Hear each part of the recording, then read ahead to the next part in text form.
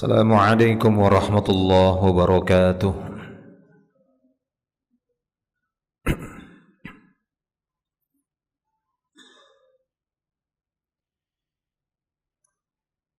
Innal hamdalillah nahmaduhu wa nasta'inuhu wa nastaghfiruh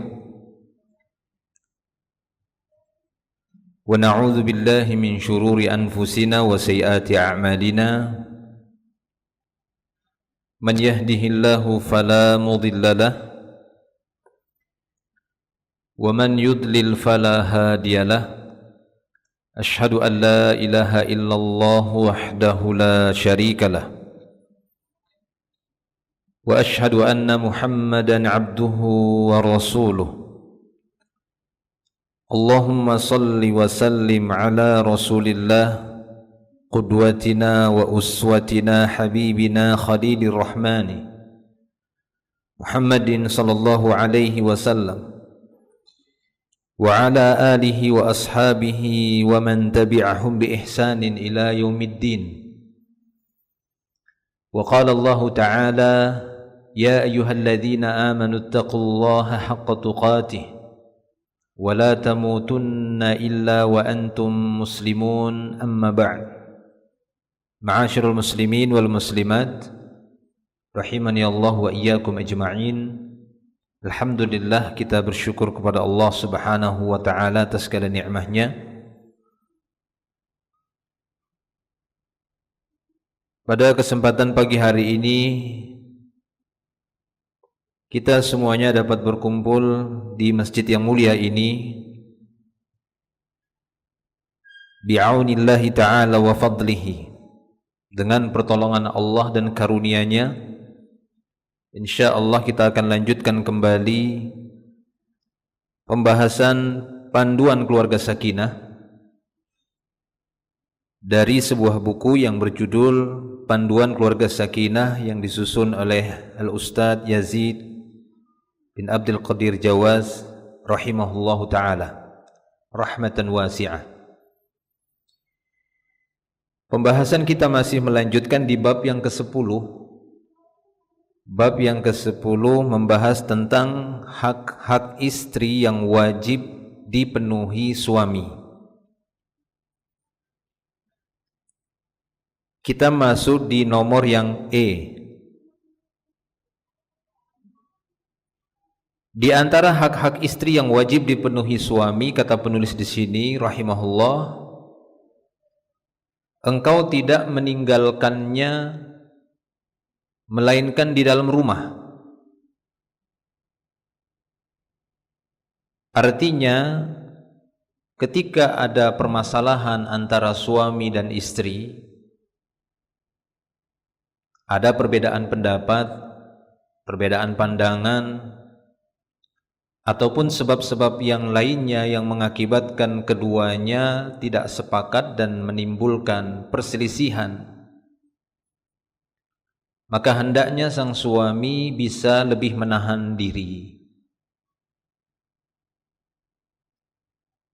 dan tidak tergesa-gesa untuk mengeluarkan istrinya dari rumahnya atau secara langsung mengembalikan istrinya ke keluarganya. Akan tetapi biarkanlah dia tetap di dalam rumah, karena sesungguhnya terkadang sikap ketergesa-gesaan tersebut itu ditimbulkan karena godaan-godaan syaitan, sebagaimana sabda Rasulullah sallallahu alaihi wasallam dalam hadisnya, "Ata'anni minallah wal isti'jalu minasyaitan," bahwa sikap terburu-buru itu biasanya dari gangguan syaitan, sedangkan sikap tenang, ta'anni, itu dari karunia Allah Subhanahu wa taala, pertolongan Allah Subhanahu wa taala. Nah, oleh karena itu beliau di sini mengatakan, jika seorang suami dalam keadaan marah kepada istrinya atau terjadi ketidakharmonisan di antara keduanya, maka seorang suami tidak berhak untuk mengusir sang istri dari rumahnya. Nah, hal ini terkadang kita dapati dari sebagian pasangan suami istri, dari sebagian keluarga kaum muslimin, sampai informasinya ke telinga kita, walaupun tidak sering terjadi, tapi terkadang kita dapati ada saja kejadian-kejadian seperti itu. Ketika terjadi ketidakharmonisan, perselisihan, kemudian kita dapati informasinya sang suami langsung mengusir istrinya. Sehingga kata beliau, Islam menganjurkan untuk meninggalkan mereka di dalam rumah. Artinya tetap biarkan si istri di dalam rumahnya, atau bersama suaminya maksudnya. Atau meninggalkan mereka di tempat tidurnya, sebagaimana ayat yang sudah kita bacakan sebelum dalam surah An-Nisa, wahjuruhunna fil madhaji', yakni tinggalkanlah mereka di tempat pembaringan ataupun di tempat tidur, boikotlah mereka di tempat tidur, dengan tujuan untuk tarbiyatuhun, dengan tujuan untuk mendidik mereka. Nah, maka sang suami harus tetap bergaul dengan baik terhadap istrinya, bahkan sekalipun atau meskipun sudah dicerai atau sudah dijatuhkan talak, dengan catatan talak yang rujuk, talak roj'i, yakni jenis talak yang masih ada kesempatan kembali, rujuk. Jadi sekalipun istri sudah dijatuhi talak, suami tetap tidak boleh mengusir sang istri dari rumahnya, kecuali talak bain, ya, talak yang mengakibatkan keduanya harus dipisah, bahkan tidak boleh rujuk lagi, ya, tidak boleh melangsungkan akad kembali, dan tidak boleh menikah selamanya, kecuali sang istri sudah menikah dengan laki-laki yang lain dan merasakan manisnya madunya, kemudian dicerai, baru mereka dibolehkan untuk kembali melangsungkan akad. Ini sudah pernah kita bahas di awal buku ini, terutama ketika membahas tentang larangan-larangan di dalam akad pernikahan, ya, akad muhallal. Adapun jika talaknya tersebut masih talak yang rujuk, roj'i,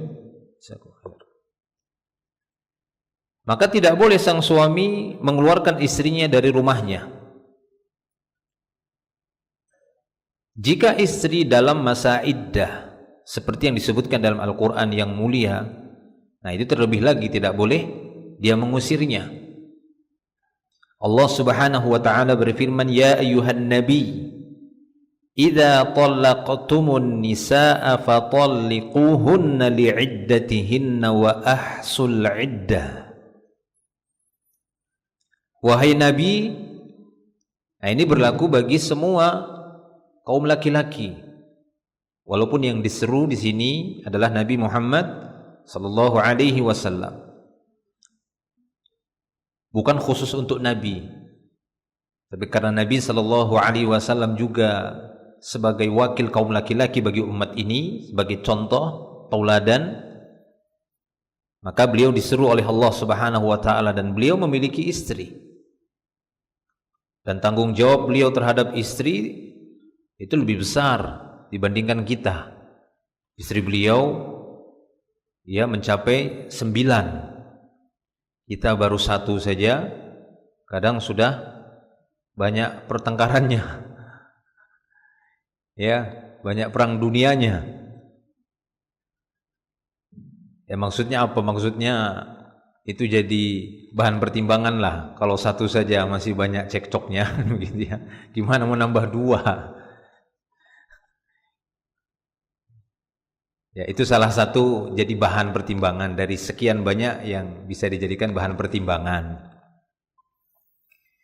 Adapun keluarga Nabi kita sallallahu alaihi wasallam bukan berarti tidak ada percekcokan, ada perselisihan, pertengkaran antara Nabi dan istrinya, itu ada, antara istri Nabi dengan istrinya yang lain ada.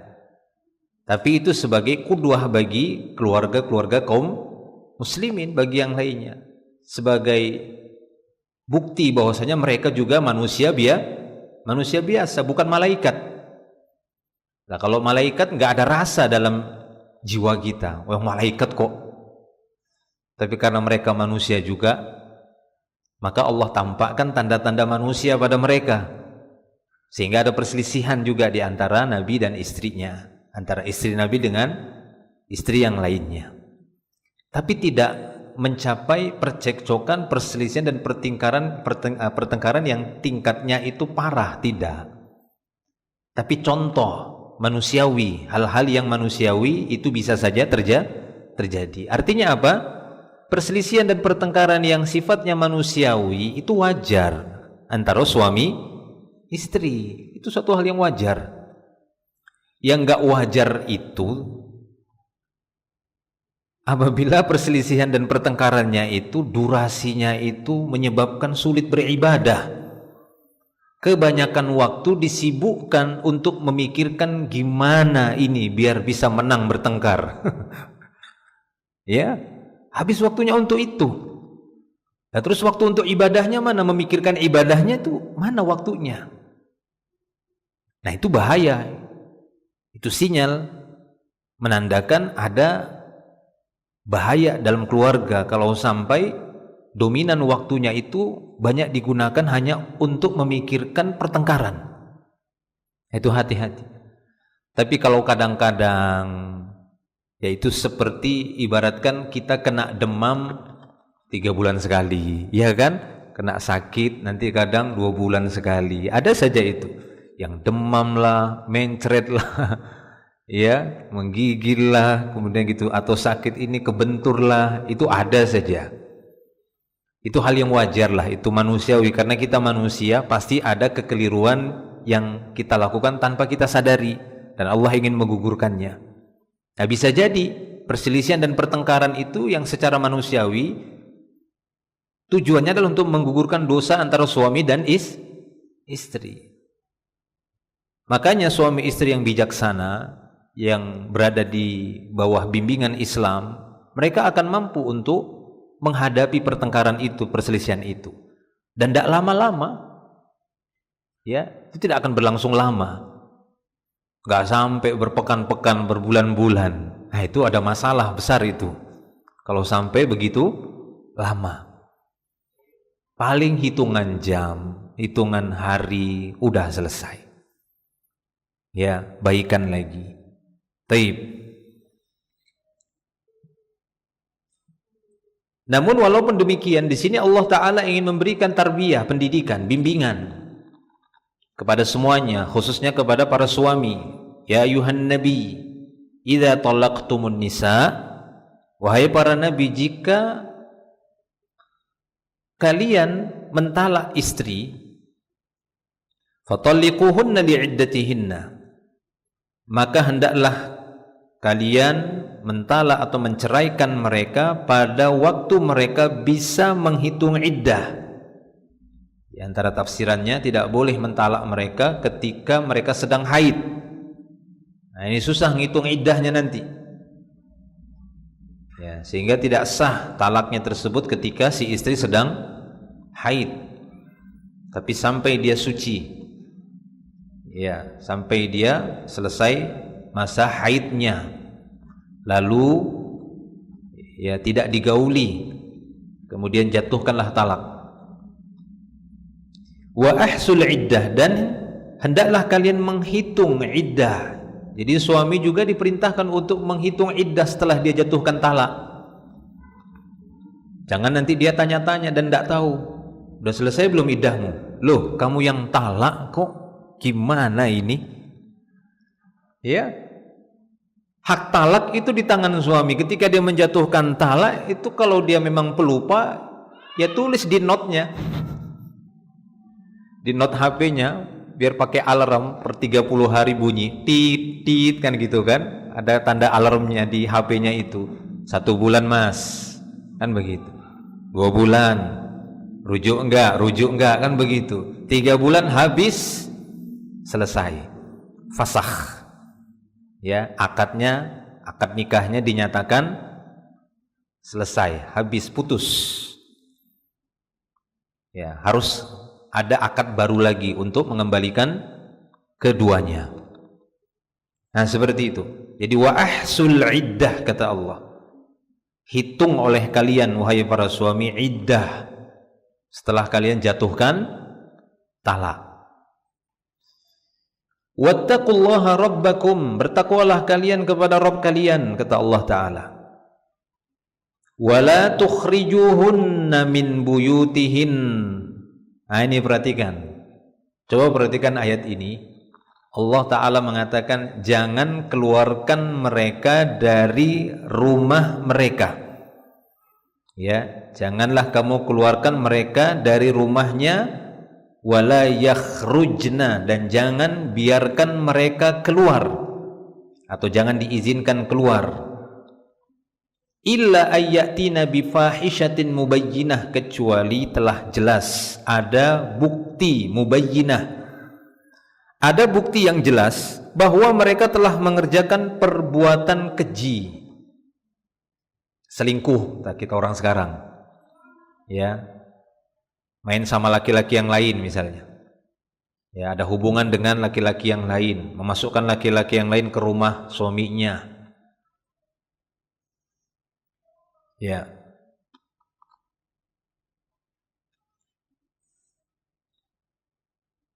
Nah, yang ingin kita perhatikan di sini, coba perhatikan firman Allah Subhanahu wa taala tadi yang kita bacakan, la tukhrijuhunna min buyutihin. Jangan kalian atau jangan engkau mengeluarkan mereka, yakni para istri, min buyutihin, dari rumah mereka. Allah Subhanahu wa taala mengidhofahkan kata buyut. Apa arti buyut? Nenek. Itu bahasa Indonesia. Jamak dari baitun ya, artinya rumah. Nah, Allah Ta'ala mengidhofahkan rumah itu bukan kepada suami. Kan bisa saja Allah mengatakan la tukhrijuhunna min buyutikum, karena umumnya yang menyiapkan tempat tinggal untuk istri adalah suami. Itu umumnya, dan itulah perintah sudah berlalu ya, pembahasan bagaimana sandang pangan papan kewajiban ya suami itu untuk menyiapkan tempat tinggal. Askinuhunna min haitsu sakantum min wujdikum, kata Allah. Tempatkanlah istri itu di mana kalian bertempat tinggal. Yang menyiapkan tempat tinggal ketika seorang laki-laki menikahi seorang wanita, maka yang menyiapkan tempat tinggal, menyiapkan pakaian, yang menyiapkan makanan pokok, semua kebutuhan pokok adalah suami. Umumnya, walaupun ada pasangan suami istri, kemudian tinggalnya mereka di rumah istri ada, tapi itu jarang. Ya, tapi itu jarang. Sesuatu yang jarang tidak dijadikan sebagai pokok tema. Paham? Bahasan-bahasan Al-Quran itu kan yang menjadi pokok temanya itu adalah laki-laki ya, terkecuali nanti ada dalil yang mengeluarkan dari keumuman. Nah, kalau kita melihat dari dalil-dalil yang ada, kewajiban menyiapkan tempat tinggal itu suami, menyiapkan rumah. Tapi lihat coba ayat ini, perhatikan. Wala tukhrijuhunna min buyutihin. Jangan kalian keluarkan mereka dari rumah mereka. Kenapa enggak rumah kalian Allah sebutkan? Ya kan? Nah, ini ada sedikit kita ini ya berbicara dari sisi tata bahasa. Ya, kalau antum misalnya pernah mempelajari nahwu, shorof, balaghah, begitu ya, akan ketemu karena memang Al-Qur'an ini memiliki ini ya ketinggian bahasa. Ya, bahasa Arab yang sangat tinggi. Ini ya, bahasa Arab Al-Qur'an yang dipakai oleh Allah Subhanahu wa taala ketika mewahyukan Al-Qur'an itu menggunakan bahasa Arab yang sangat tinggi. Ya. Jadi enggak bisa difahami itu secara keseluruhan ayat-ayat itu kita pahami udah begitu aja secara bebas gitu aja gitu ya. Makanya ada istilah para ulama itu istilahnya majaz. Nah, begitu ya, seperti kiasan. Walaupun itu ditolak oleh sebagian ulama yang lain. Gak ada Al-Quran itu yang namanya kiasan. Akan tetapi kita yang belum sampai kepada gitu ya, esensi makna ayat. Nah, kita belum sampai ke sana itunya. Sehingga sebagian ulama mengatakan itu majaz. Sebagian ulama lain menolak itu. Tidak ada, Al-Quran itu tidak ada istilah majaz, kiasan-kiasan. Ya. Akan tetapi memang begitulah dia bentuknya. Cuma sebagian orang belum sampai pemahamannya kepada lubul makna tadi, esensi makna ayat tersebut. Nah, seperti ini. La tukhrijuhunna min buyutihin. Jangan kalian keluarkan mereka dari rumah mereka. Padahal dalam ayat yang lain Allah Ta'ala memerintahkan ya suami untuk menyiapkan rumah sebagai tempat tinggal istri. Kenapa idhofah? Idhofah itu kan salah satu fungsi idhofah adalah untuk menunjukkan kepemilikan. Misalnya kitabi, kitabuka, kan gitu kan? Kitabuha, kitab dia, kitab saya. Nah, begitu. Kepemilikan, idhofah namanya. Menggabungkan dua isim. Ya, menggabungkan dua isim. Yang satu isim zahir, yang satu isim dhamir. Kata ganti. Nah, secara makna bahasa ini mengandung kepemilikan, seakan-akan rumah itu adalah milik istri. Padahal yang memiliki aslinya siapa? Suami. Apakah dia mengontraknya, menyewanya, meminjamnya atau membelinya, itu aslinya adalah kepemilikan suami. Tapi kenapa diidhofahkan kepada istri? Bisa saja Allah mengatakan min buyutikum. Apa kira-kira hikmahnya yang terkandung dalam bentuk idhofah ini? Apakah bisa kita tarik kesimpulan ataupun satu faedah bahwa setiap rumah yang disiapkan oleh suami otomatis milik istri? Seperti yang banyak difahami para wanita Indonesia, ya, rumahmu rumahku, hartamu hartaku, gitu ya.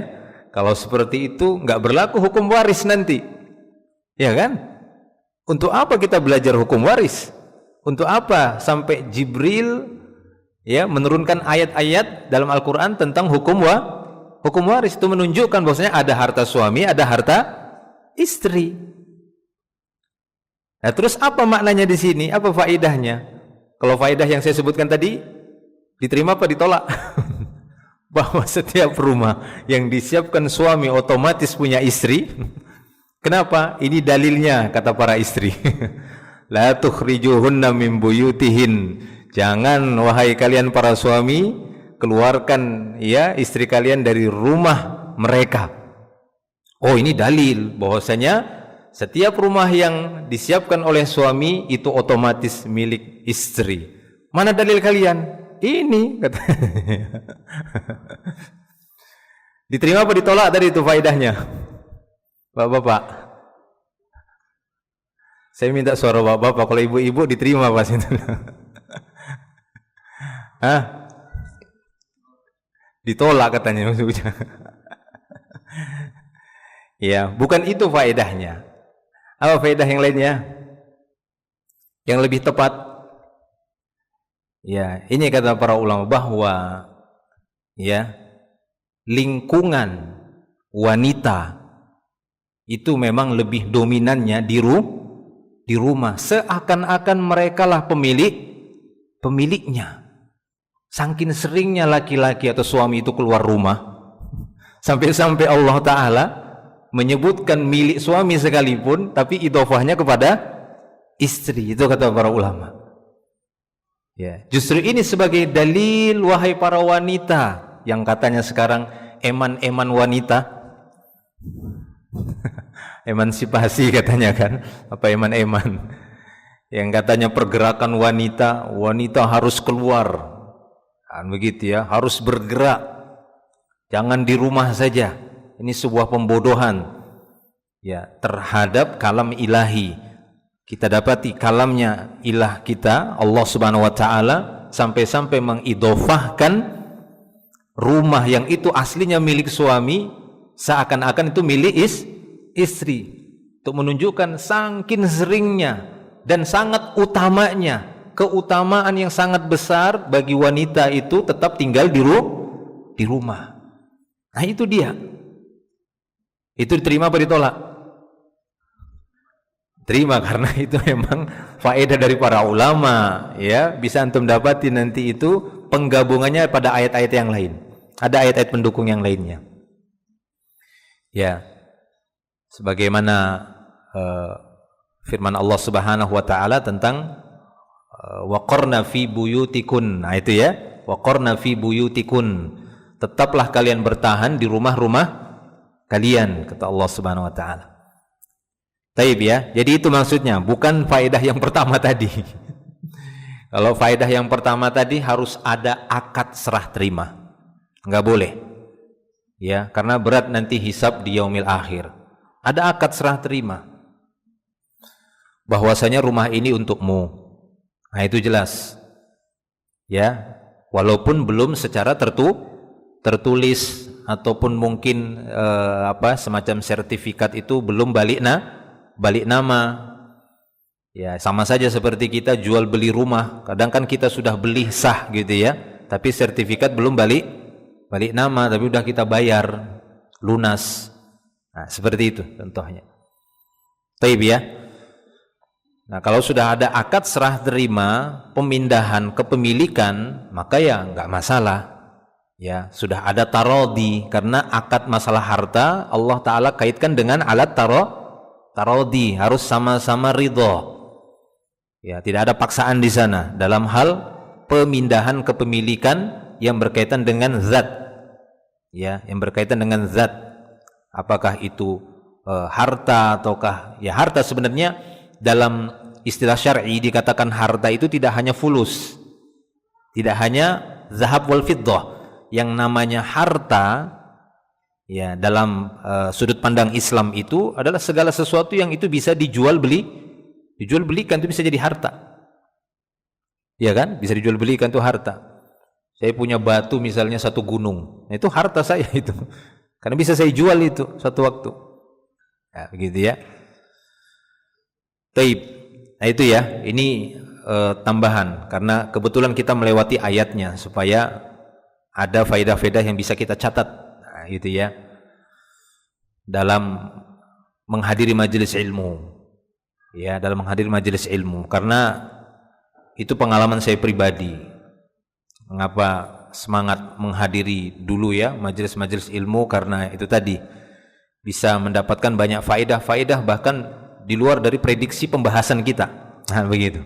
Di luar dari prediksi pembahasan kita. Mungkin pembahasan yang ingin disampaikan dalam tema mungkin bisa saja hanya berkaitan dengan akidah, tapi terkadang ya dapat faedah fikih. Ya, dapat faedah hadis, dapat faedah yang lainnya. Ya, faedah-faedah kehidupan yang bisa kita jadikan sebagai pegangan hidup kita. Taib. Nah, itu ya. Wala yakhrujna, demikian juga janganlah izinkan mereka untuk keluar rumah illa ayatina bifahisyah mubayyinah, kecuali mereka melakukan perbuatan fahisyah. Itu tadi ya, perbuatan keji. Yang dimaksud di sini adalah zina. Ya, perbuatan zina. Memang banyak kita dapati di dalam dalil Al-Qur'an, ini contohnya, atau dalam hadis-hadis ya, perbuatan fahisyah ataupun zina itu lebih banyak itu digandengkan kepada wanita. Ya, kepada wanita. Bukan berarti tidak ada laki-laki selingkuh. Begitu ya. Bukan berarti tidak ada laki-laki selingkuh atau tidak ada laki-laki yang berzina. Bukan berarti seperti itu. Ya. Tapi memang realitanya kita dapati yang menyebabkan banyaknya terjadi perzinaan karena sebab wanita yang tidak menjaga kehormatan. Makanya kalau antum perhatikan ketika Allah Ta'ala berbicara tentang zina, ya seperti dalam surat An-Nur, Allah Ta'ala akan dahulukan az-zaniyatu waz-zani, wanita penzina dan laki-laki penzina. Tapi ketika Allah Ta'ala berbicara tentang mencuri, siapa didulukan? Laki-laki duluan. Ya, as-sariqu was-sariqatu. Laki-laki mencuri dan perempuan yang mencuri. Ya, apa hikmahnya di sini? Kata para ulama tafsir ketika mendapati ayat-ayat seperti ini, itu tadi. Pintu-pintu yang bisa menyeret kepada perbuatan zina itu banyak dari arah wanita. Dan banyak yang terjerumus itu dari kalangan kaum wanita sebenarnya. Walaupun ya kadang bahasan-bahasan selingkuh itu lebih banyak diarahkan kepada kaum laki-laki. Bukan tidak ada. Tapi ya mungkin untuk menutupin banyaknya ya perzinahan itu dari kalangan wanita tadi. Tapi untuk yang seperti menggelapkan harta, mengambil harta tanpa hak, mencuri, itu memang lebih banyak dari laki-laki. Kenapa? Karena mereka memang punya tanggungan. Tanggungan mereka banyak. Enggak hanya istri, kadang anak, kadang keluarga, kadang mereka ya mau tidak mau harus terdesak kepada perbuatan terlarang, mengambil hak orang lain. Nah, itu dia di antara hikmah-hikmahnya. Taib. Nah, makanya di sini juga di antara contohnya illa ayatina bi fahishatin mubayyinah. Kecuali mereka telah melakukan perbuatan ya keji, perbuatan zina. Taib. Wa tilka hududullah. Maksudnya apabila terbukti sang istri itu berbuat zina ataukah dia berselingkuh kemudian kepada laki-laki yang lain, maka tidak mengapa ya mereka dikeluarkan dari rumah, itu maksudnya. Karena ini pengecualian, illa ayatina bi fahishatin mubayyinah, atau mereka diceraikan ya karena berzina dengan laki-laki yang lainnya. Wa tilka hududullah, dan inilah dia batasan-batasan Allah, inilah dia hukum-hukum Allah Subhanahu wa ta'ala. Wa may yata'adda hududallah faqad zalama nafsah. Siapa saja yang melampaui batas dari hukum-hukum Allah Subhanahu wa ta'ala, maka sungguh dia telah menzalimi dirinya sendiri. La tadri la'alla Allah yuhditsu ba'da dzalika amra, dan kamu tidak mengetahui barangkali setelah itu Allah akan mengadakan suatu ketentuan yang baru. Ini surat At-Talaq ya, ayat yang pertama. Baik. Maka dari itu para jemaah milik Allah Subhanahu wa taala, pernikahan merupakan ikatan yang kokoh, mitsaqan ghalidha. Tidak selayaknya hanya karena masalah yang kecil, sepele hingga tercerai-berai. Bahkan dalam masalah-masalah yang sangat besar pun kita tetap diperintahkan untuk bersabar menghadapinya serta saling menasehati. Akan menjadi sangat sulit bagi orang tua, suami dan istri untuk membimbing dan mendidik keturunannya agar menjadi anak yang saleh manakala suami berpisah dengan istrinya. Memang demikian ya. Ketika ada sebab-sebab pertengkaran yang mengarah kepada perceraian, maka hendaknya kedua belah pihak, pasangan suami istri berpikir kembali. Layakkah dan pantaskah permasalahan yang seperti ini sehingga mengakibatkan dan mengorbankan anak? Ya, karena sesungguhnya yang namanya pendidikan anak itu akan terasa sulit kalau keduanya itu sudah berpisah. Pastinya akan ada hal-hal yang bisa mengurangi keutuhan dari pendidikan anak tersebut, mentalitasnya, psikologis anaknya, dan yang lainnya, ya, agamanya dan yang lainnya. Itu akan banyak terkurangi. Tidak semaksimal ketika keduanya masih bersama. Ya, kedua suami istri tersebut. Ya, makanya harus berpikir. Kecuali memang pertimbangannya itu antara dua mudarat. Kita juga tidak menyamaratakan semua permasalahan rumah tangga. Kadang ada permasalahan pasangan suami istri yang memang terdesak pada pilihan-pilihan yang masing-masing pilihan itu mudarat. Ya, masing-masing pilihan ada mudaratnya semuanya. Sehingga memilih mudarat yang lebih ringan, apa itu? Bercerai. Dibandingkan tetap bersama tapi mudaratnya lebih besar. Ya. Ada saja itu, bisa saja seperti itu. Tapi yang kita maksud di sini, pertimbangkanlah, betul-betul difikirkan secara matang. Sehingga betul-betul di hadapan itu diproyeksikan apa sebab-sebab, kemudian pertimbangan-pertimbangan maslahat ataupun mudarat tadi jelas terlihat. Kalau memang sudah terdesak sampai kepada beberapa pilihan yang masing-masing pilihan itu ada resiko mudaratnya, maka jelas dalam kaidah yang diajarkan oleh para ulama dari kaidah fiqhiyah, maka memilih mudarat yang lebih ringan. Jika mudarat yang lebih ringan itu adalah bercerai, maka pilihlah itu. Ya, kenapa? Karena memang seperti itu, tidak mungkin terombang-ambing dalam kondisi yang tidak jelas. Ya, tidak jelas statusnya suami atau istri. Kadang kan bertumpuk masalah itu. Ya, sampai-sampai yang mungkin mendengar ininya saja gitu ya, yang dimintai konsulnya saja pusing kan begitu kan? Wah, ini saya sudah tidak bisa kalau sudah kasusnya begini. Ya, ini sudah dari masing-masing aja memilih kan begitu. Antara lanjut atau tidak gitu aja. Ya, taib ya. Namun kalau memang pilihannya masih lebih besar maslahatnya, kecil mudaratnya. Bahkan pilihannya di situ adalah pilihan-pilihan yang memang untuk ya lebih utama maslahat, ya maka kita lebih memilih agar rumah tangga itu tetap terjaga, ya bersatu keduanya. Apalagi jika ditilik kembali ya histori permasalahannya hanyalah karena sebab masalah-masalah yang sepele. Ya. Baik. Sedangkan anak soleh merupakan aset yang sangat berharga baik untuk kehidupan kedua orang tuanya di dunia terlebih di akhirat kelak. Bahkan kata-kata yang mengandung perceraian atau talak harus dihindari dan dijauhkan sejauh-jauhnya walau suami dalam keadaan marah yang sangat, baik diutarakan dengan sungguh-sungguh maupun sekedar berkelakar.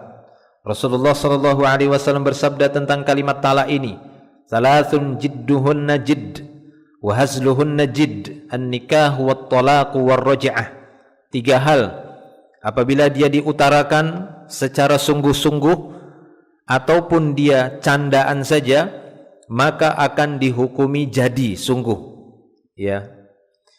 Apa ketiga perkara tersebut? 3 hal tersebut yaitu nikah, maksudnya akad nikah, talak dan rujuk. Ya. Misal ini kan banyak sekarang kan lagi tren dunia acting, ya kan?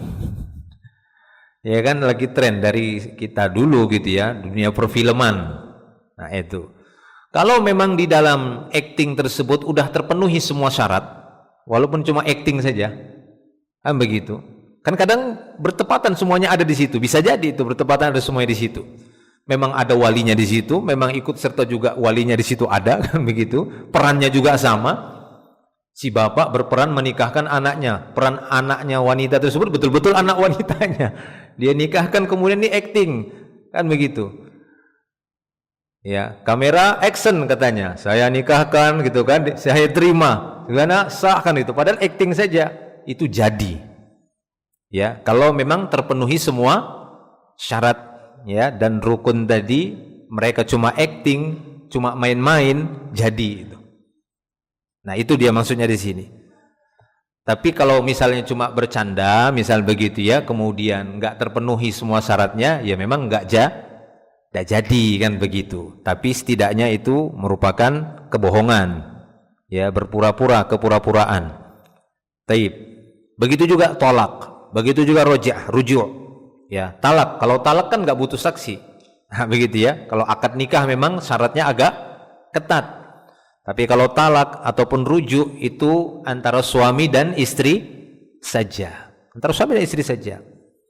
Ya, misalnya sang suami ya kemudian dia bercanda sama istrinya, "Kamu saya talak ya," katanya begitu kan? Sama istrinya, canda saja, itu jadi. Ya. Atau dia sudah mentalak istrinya, kemudian, "Kamu saya rujuk." "Betul kan Mas?" "Enggak, saya ngeprank." Itu jadi. Ya, enggak boleh seperti itu. Itu jadi. Karena itu cuma antara dua, saya enggak perlu ada saksi. Maka itu tidak boleh dimain-mainkan gitu ya, tidak boleh dipermainkan. Nah, demikian juga talak. Saya dulu ingat cerita guru saya ketika ada yang konsul ke guru saya tentang rumah tangganya. Dia mengatakan, "Saya mentalak istri saya." Terus ketika kita di kelas bahas tentang bab talak, kemarin ada seorang suami datang sama saya, kata ustadz saya. Dia bilang, "Ustadz, tadi malam saya mentalak istri saya, tapi saya dalam keadaan marah. Bagaimana hukumnya?" Kemudian ustadz saya jawab begini, "Akhi ya akhi, saya belum pernah dapati ada seorang suami lagi senang-senang mentalak istri." Saya belum pernah dapati ada seorang suami lagi senang-senang, lagi holiday gitu kan, lagi tamasya, lagi rihlah, kemudian dia talak istrinya. Ya memang rata-rata yang mentalak istrinya itu karena lagi marah. Berarti sah Ustaz? Sah. Tapi saya lagi marah. Lah marahmu itu seperti orang gila kah, kan begitu kamu nggak sadar atau sadar? Ya sadar, sah talakmu. Baru kapok kan begitu. Sah talakmu itu. Mana ada, saya belum pernah dapat ya ada seorang suami lagi senang-senang, lagi happy-happynya, lagi gembira, kemudian saya talak kamu. Itu hampir nggak pernah kita dapati. Pasti rata-rata lagi marah. Ya, kecuali marahnya itu yang membuat dia seperti orang gila. Jika ditanya, "Kamu tadi ngomong apa?" Nggak tahu sudah ngomong apa tadi. Nah kan begitu ya, itu lain lagi kan. "Tadi kamu talak istrimu?" "Hah? Iya. Aku nggak sadar tadi." Nah, itu lain lagi kan begitu. Ya ditanya, "Kamu sadar tapi itu mentalak?" Katanya. Ya sadar. Ya. Kalau kamu tadi bilang nggak sadar, ngapain kamu datang sama saya? Gitu kan? Karena kamu sadar itu mentalak istrimu walaupun kamu marah. Ya, jadi bukan semua marah ya. Memang para ulama mengatakan talak itu tidak sah ketika suami dalam keadaan marah. Cuma harus diteliti perkataan ulama ini. Maksudnya marah yang memang betul-betul dia nggak sadar apa yang dia ucapkan lagi. Ada kan marah seperti itu? Ada enggak? Ada yang marah itu yang dia sampai nggak bisa mengendalikan lagi ucapannya, itu ada yang begitu. Ya kalau gitu bisalah talaknya itu tidak sah. Ya itu tadi ya. Jadi walaupun saya ingat karena mentalak lagi bercanda gitu ya, jangan. Tapi saya ingat kisah itu di dalam kelas guru kita itu rahimahullah, guru kami bercerita demikian. Taib ya. Kemudian kata beliau di sini, seseorang ketika dalam keadaan marah cenderung untuk mengeluarkan kata-kata yang kotor. Memang demikian ya. Perkataan yang jelek ya dan dusta, mencaci maki, mengungkit-ungkit kejelekan lawan bicara, menyanjung-nyanjung dirinya, serta mengeluarkan kalimat yang mengandung kekufuran atau yang lainnya. Nah, ini umumnya ya. Kecuali orang-orang yang dirahmati oleh Allah Subhanahu wa taala, ketika dia bertengkar, berselisih, maka dia tetap mampu menjaga lisan. Ya, tapi kebanyakan orang-orang tatkala bertengkar dia tidak mampu menjaga lisannya, lebih memenangkan diri sendiri, menyanjung-nyanjung diri sendiri dan menjatuhkan lawan bicaranya, mengungkit-ungkit kesalahan lawan bicara. Ini umumnya seperti itu. Kecuali orang-orang yang dirahmati oleh Allah Subhanahu wa taala, dia bertengkar tetap marah tapi tidak ada mencela, mencaci maki, merendahkan orang lain. Dia hanya bertengkar dalam permasalahan itu saja. Ya, sebagaimana lihat Rasulullah SAW kalau marah, bertengkar. Perhatikan gimana. Beliau akan mengulangi kata-kata yang jadi masalah itu aja. Ya atau tidak? Iya seperti itu. Beliau mengulangi berulang-ulang. Seperti kasusnya Usamah bin Zaid. Ya, Usamah bin Zaid itu yang tetap dia menikam atau menombak ya seorang yang dikejar-kejar orang kafir waktu itu, yang dia udah mengucap la ilaha illallah tapi tetap dia bunuh. Maka marah Rasulullah SAW padanya.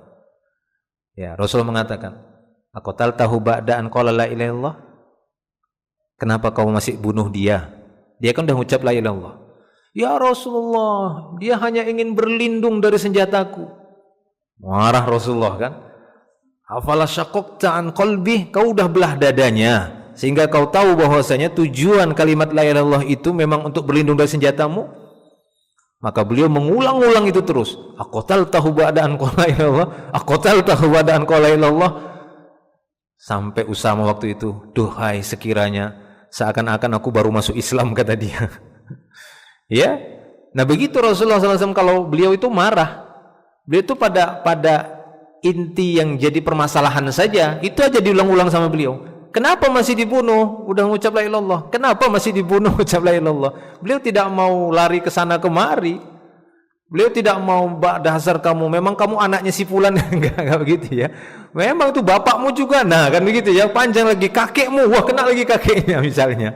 Ya, kamu dulu bulan lalu, pekan lalu. Nah, enggak. Beliau bukan begitu tipe ya orangnya, ataupun tidak mengajarkan demikian di dalam bertengkar. Silahkan, itu wajar, manusiawi namanya bertengkar, nggak suka dengan perbuatan lawan bicara, tapi ya pada intinya itu saja sudah cukup. Itu saja yang, karena masalahnya kan itu. Kenapa masih kau bunuh? Ya gitu. Ya Rasulullah, dia cuma pura-pura itu. Udah kau belah dadanya, jadi kamu tahu dia mengucap itu. Ya, kenapa masih kau bunuh? Kenapa masih kau bunuh? Kenapa masih kau bunuh? Ya makanya sadar dia jadinya. Iya salah, kan begitu. Taib. Nah, kemudian untuk itulah ketika dalam keadaan marah, Rasulullah Shallallahu Alaihi Wasallam memerintahkan kita untuk mengucapkan perkataan yang baik. Nah itu. Walaupun kita dalam kondisi marah, upayakanlah tetap berkata yang baik, walaupun nada meninggi, kan begitu ya? Nada meninggi namanya marah. Wajar, itu manusiawi. Seperti Rasulullah itu, nada beliau meninggi, ya, dan mengulangnya. Kenapa? Untuk menunjukkan beliau itu memang nggak suka dengan kesalahan seperti itu. Nah, seorang suami ketika mungkin melihat kesalahan istrinya, ya nggak apa-apa dia ulang-ulangi seperti itu, daripada dia berkata-kata keji, berkata kotor, ataupun mencari-cari kesalahan yang lainnya, menjelekkannya, atau menyambungnya lagi dengan keluarganya. Itu ya, wah itu jadi tambah berat nanti jadinya. Ya, tambah runyam. Taib. Rasulullah SAW memerintahkan kita untuk mengucapkan perkataan yang baik. Atau kalau tidak mampu maka dianjurkan untuk diam. Beliau SAW bersabda, "Wa idza ghadiba ahadukum falyaskut." Jika seorang dari kalian marah, hendaklah dia diam saja. Taib. Kemudian yang F, kita lanjutkan ya. Karena ini banyak hak-hak istri nih yang harus dipenuhi suami. Ya, banyak kewajiban laki-laki ini banyak ya. Masya Allah. Semoga Allah mudahkan untuk menunaikannya. Kewajiban suami itu banyak yang harus dipenuhi untuk hak istri. Yang F, mengajarkannya ilmu agama. Ini yang tak kalah pentingnya. Kewajiban suami yang menjadi hak istri yang wajib dipenuhi suami, yaitu mengajarkan ilmu agama kepada istrinya. Di antara hak seorang istri yang harus dipenuhi oleh suami adalah memberikan pendidikan dan pengajaran agama.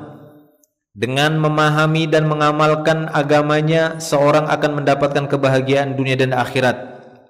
Ya, jadi kebahagiaan dunia dan akhirat itu bukan hanya dengan harta saja.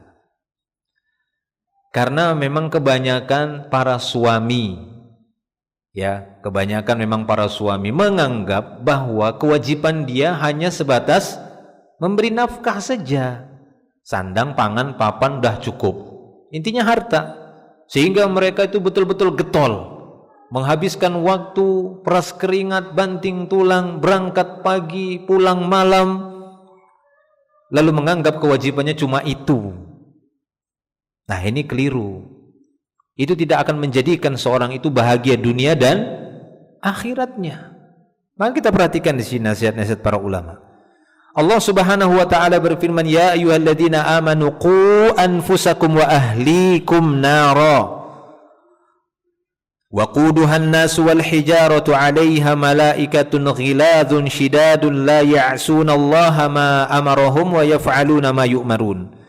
Wahai orang-orang yang beriman, peliharalah dirimu dan keluargamu dari api neraka yang bahan bakarnya adalah manusia dan batu, penjaganya malaikat-malaikat yang kasar dan keras, yang tidak akan pernah durhaka kepada Allah terhadap apa yang Dia perintahkan kepada mereka, dan mereka selalu mengerjakan apa yang diperintahkan. Nah, lihat kata beliau, menjaga keluarga dari api neraka. Perhatikan, perintah Allah Ta'ala kepada orang beriman apa? Jaga keluargamu, jaga dirimu dan keluargamu dari api neraka. Nah, kata beliau, menjaga keluarga dari api neraka mengandung maksud menasihati mereka agar taat dan takwa kepada Allah Azza wa Jalla.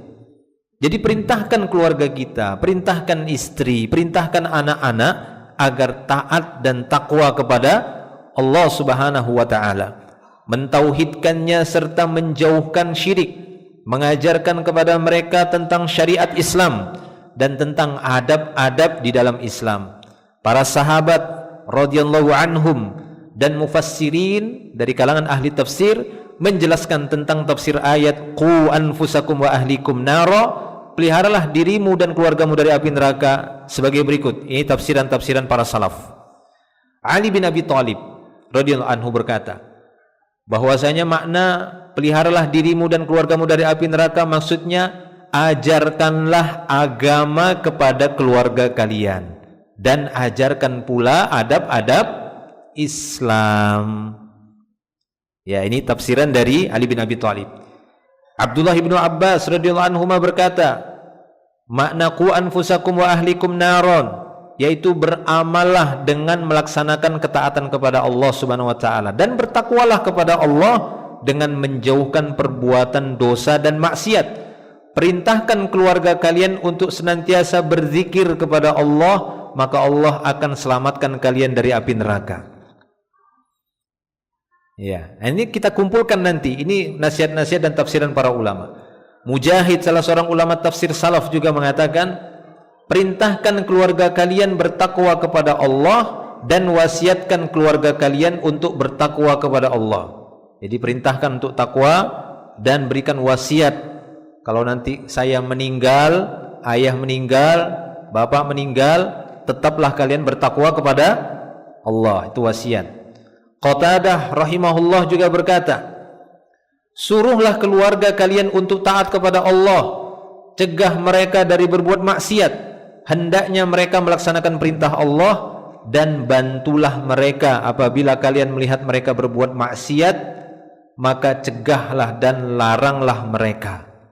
Ya, maksudnya bantulah mereka untuk melaksanakan perintah Allah, hendaknya mereka melaksanakan perintah Allah dan bantulah mereka dalam melaksanakan perintah. Apabila kalian melihat mereka buat maksiat, maka cegahlah dan laranglah mereka berbuat maksiat. Ya, Ibnu Jarir At-Tabari rahimahullah juga berkata, ajarkanlah kepada keluarga kalian ketaatan kepada Allah, yang hal itu dapat menyelamatkan diri mereka dari api neraka. Imam Asy-Syaukani rahimahullah mengutip perkataan Ibnu Jarir, wajib bagi kita mengajarkan anak-anak kita dinul Islam. Ya, wajib bagi kita mengajarkan anak-anak kita dinul Islam, ajaran agama Islam, serta mengajarkan segala kebaikan dan adab-adab Islam. Nah, ini bisa dilihat dalam tafsir At-Tabari dan ya rujukan yang lainnya ya. Banyak dicantumkan ini pada buku-buku atau kitab-kitab ulama yang lainnya, penjelasan tentang qu anfusakum wa ahlikum naron ini.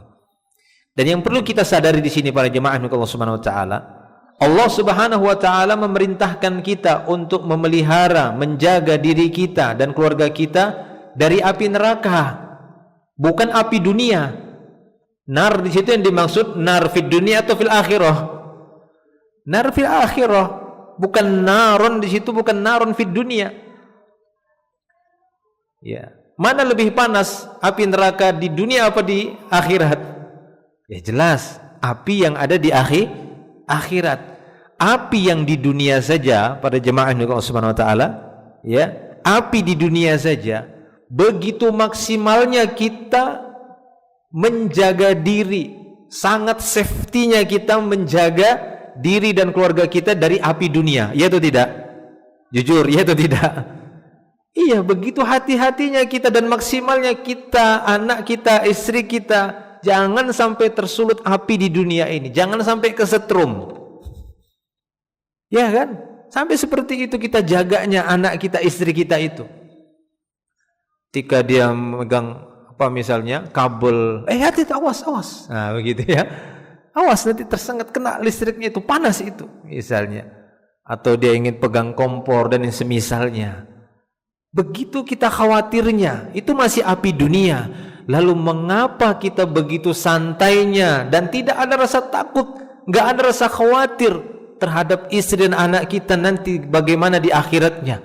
Kalau sampai tersentuh, tersulut api neraka, api akhirat, harusnya lebih maksimal lagi. Padahal api dunia masih ada obatnya, ya kan? Masih ada obatnya dan masih ada keterbatasannya. Kita masih bisa saksikan orang-orang yang tersengat atau tersulut api-api yang ada di dunia.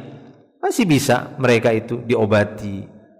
Ya, masih ada solusi, masih bisa dioperasi. Tapi di akhirat nanti nggak ada lagi yang namanya obat. Ya, tidak lagi namanya obat kecuali penangkal-penangkal api neraka itu sudah disiapkan semasa di dunia. Yaitu tadi wiqayah, anfusakum. Buatkan wiqayah, buatkan penangkal, penghalang, benteng supaya enggak terkena dari jilatan api neraka di yaumil akhir nanti. Bagaimana caranya? Bagaimana membuatnya, membangunnya, membentuknya? Yaitu tadi mengajari istri, mengajari anak-anak kita tentang Islam, mengajari mereka tentang adab-adabnya, tentang syariatnya, tentang tauhid, akidah yang benar dan seterusnya.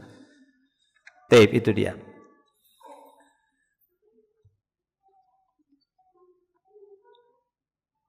Maka itulah menjadi kewajiban suami agar membekali diri sendiri dengan thalabul ilmi. Nah, ini penting bagi para bapak, bagi para laki-laki. Ya, apakah dia belum berumah tangga, terlebih lagi yang sudah berumah tangga. Yang sudah berumah tangga harusnya lebih bersemangat lagi untuk membekali diri dengan ilmu. Ya, thalabul ilm. Yakni menuntut ilmu syar'i dengan menghadiri majelis ilmu yang mengajarkan Al-Quran dan juga As-Sunnah sesuai pemahaman salafus saleh, generasi terbaik yang mendapat jaminan Allah, sehingga dengan bekal itu dia mampu mengajarkan apa yang disyariatkannya kepada istri dan keluarganya. Ya. Nah, bahkan di sana ada sebuah hadis ya. Nabi SAW menyebutkan ada 3 jenis manusia yang dapat pahala double. Ya, dapat pahala berlipat ganda, enggak 1 tapi 2. Salah satunya kata Nabi sallallahu alaihi wasallam, man kana lahu amatun fa'allamaha fa ahsana ta'limaha wa addabaha fa ahsana ta'dibaha thumma a'taqaha thumma tazawwajaha falahu ajrani, kata Nabi sallallahu alaihi wasallam. Ada 3 golongan, salah satunya ya, ada 3 jenis manusia yang dapat pahala berlipat. Salah satunya kata Nabi sallallahu alaihi wasallam, siapa saja yang punya budak wanita, walaupun sekarang tidak ada perbudakan. Siapa saja yang punya budak wanita lalu dia berikan taklim tentang agama Islam si budak wanita tadi, fa ahsana ta'limaha, lalu betul-betul dia berikan taklim, dia berikan pengajaran agama Islam dengan sebenar-benar pengajaran, wa addabaha fa ahsana ta'dibaha, dia ajarkan budak wanita tadi adab-adab Islam dengan sebaik-baik adab yang diajarkan, summa a'taqaha, kemudian sudah dia ajari ilmu agama, tauhid, ya, diajari akidah, diajari fikih, diajari adab-adab akhlak yang mulia, sudah bagus. Kemudian dia merdekakan, bebas, kamu pergi bebas. Masya Allah. Ya, dia bebaskan. Budak kan mahal kan gitu ya, pakai harta belinya itu bisa dijual belikan. Sudah dia didik dengan sebaik-baik pendidikan Islam, lalu dia merdekakan, dia bebaskan. Sudah kamu bebas. Setelah dia bebaskan kemudian dia lamar. Ya, karena udah merdeka, wanita merdeka. Dia lamar kemudian dia nikahi, maka dia mendapatkan 2 pahala kata Nabi sallallahu alaihi wasallam. Orang seperti ini dapat 2 pahala. Lah kalaulah ini budak kan begitu ya. Ini budak, statusnya budak yang bisa dijual. Ya, bisa dijual. Istri bisa dijual. Tidak boleh, haram. Ya. Lalu bagaimana sekiranya itu istri yang kewajiban suami pada istri itu lebih besar daripada kewajibannya kepada budak? Ya. Artinya apa? Pahalanya pastinya lebih besar lagi. Dia ajari istrinya, dia ajari adab lagi istrinya, Masya Allah. Ya kan seperti itu. Atau punya anak wanita lah misalnya. Dia ajari agama, dia ajari adab yang ini, kemudian dia lepas untuk dinikahi oleh laki-laki yang lain anaknya. Masya Allah, itu pahalanya sangat besar. Taib ya. Nah itu jadi pemiculah gitu ya, semangat bagi para suami untuk memberikan ta'lim dan ta'dib kepada istrinya ataupun kepada anak-anaknya. Jika ia tidak sanggup untuk mengajarkannya, hendaklah seorang suami mengajak istri dan anaknya untuk sama-sama hadir di majelis ilmu yang mengajarkan Islam berdasarkan Al-Quran dan As-Sunnah menurut pemahaman para salafus saleh, mendengarkan apa yang disampaikan, memahami dan mengamalkannya dalam kehidupan sehari-hari. Dengan hadirnya suami istri di majelis ilmu akan menjadikan mereka sekeluarga dapat memahami Islam dengan benar, beribadah dengan ikhlas, mengharapkan wajah Allah Azza wa Jal semata, serta senantiasa meneladani Rasulullah sallallahu alaihi wasallam. Insyaallah hal ini akan memberikan manfaat dan berkah yang sangat banyak karena suami maupun istri saling memahami hak dan kewajiban masing-masing sebagai hamba Allah. Nah, jika memang tidak memiliki kesanggupan, seorang suami belum banyak memiliki kemampuan ilmu, ya, tabungan ilmunya belum begitu banyak, dia masih memiliki tabungan harta saja, yang mana itu belum cukup untuk menjadikan keluarga itu menjadi keluarga yang sakinah dunia dan akhirat, maka minta bantuan yang lainnya. Bagaimana mengambil bantuan yang lainnya? Mengambil bantuan ahlul ilm, mengambil bantuan orang-orang yang ahli dalam bidang ilmu. Hadiri majelis ahlul ilm, ya, hadiri majelis-majelis tulabul ilm, sehingga di sana mereka nanti akan mendapatkan, masing-masing mendapatkan itu. Ajak istrinya, ajak anaknya. Ini akan mempermudah pekerjaannya, mempermudah kewajiban dia, walaupun itu kewajibannya, sehingga dia tidak terlalu repot lagi untuk mengajarkan istrinya tentang kewajiban istri. Ya, tidak repot lagi untuk mengajarkan istrinya apa yang menjadi hak istri, yang menjadi kewajiban suami, karena masing-masing sudah mendapatkannya, sudah mengetahuinya, sehingga masing-masing saling menunaikannya. Ya, ini mempermudah urusan ataupun tanggung jawab sang suami. Dalam kehidupan yang serba materialis seperti saat ini, kata beliau, banyak suami yang melalaikan diri maupun keluarganya.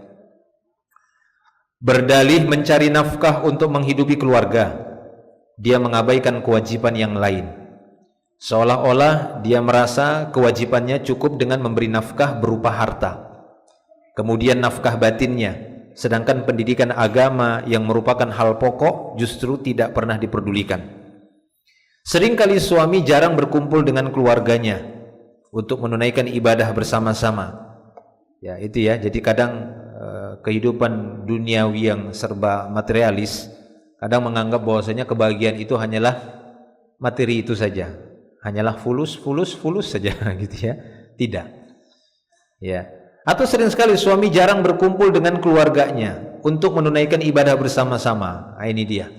Ini solusi untuk mempererat ya kekeluargaan dalam tali imaniyah.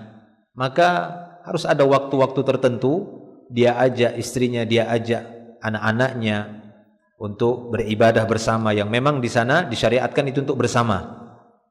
Ya, disyariatkan untuk bersama. Semisal mungkin ada waktu-waktu tertentu mereka sholat bersama di rumah, membaca Al-Quran bersama di rumah, dan yang lainnya. Atau makan bersama, ya, kemudian membaca doa-doa yang disyariatkan. Sang suami pergi ke kantor pada pagi hari ba'da ataupun setelah subuh dan kembali ke rumahnya larut malam. Pola hidup seperti ini tidak baik. Tidak pernah atau jarang sekali ia bisa membaca Al-Quran. Ya, kurang sekali memperhatikan istri dan anaknya sholat. Ya, kurang memperhatikan istri dan anaknya sholat, dan tidak memperhatikan pendidikan agama mereka sehari-hari. Bahkan pendidikan anaknya itu dia percayakan sepenuhnya kepada pendidikan di sekolah, dan bangga dengan sekolah-sekolah yang memungut biaya yang sangat mahal karena alasan harga diri. Ia merasa bahwa tugasnya sebagai orang tua telah ditunaikan seluruhnya. Ya, jadi kita tidak bisa menyerahkan pendidikan anak itu hanya dengan ya sekolah saja. Ya, udah masukkan sekolah, udah selesai. Saya tidak punya tanggung jawab agama lagi, mendidik agama anak saya. Tidak. Ini adalah sebuah pemahaman yang keliru. Ya, bahwa sekolah yang ada itu hanyalah sebatas untuk membantu saja. Aslinya yang memiliki tanggung jawab utama tetap orang tua. Ya, tetap orang tua. Walaupun ketika orang tua menyerahkan kepada wakil-wakil, karena sekolah itu merupakan wakil. Guru-guru dari anak-anak kita merupakan wakil. Ya, kita serahkan itu wewenang mereka. Tapi bukan berarti kita berlepas diri.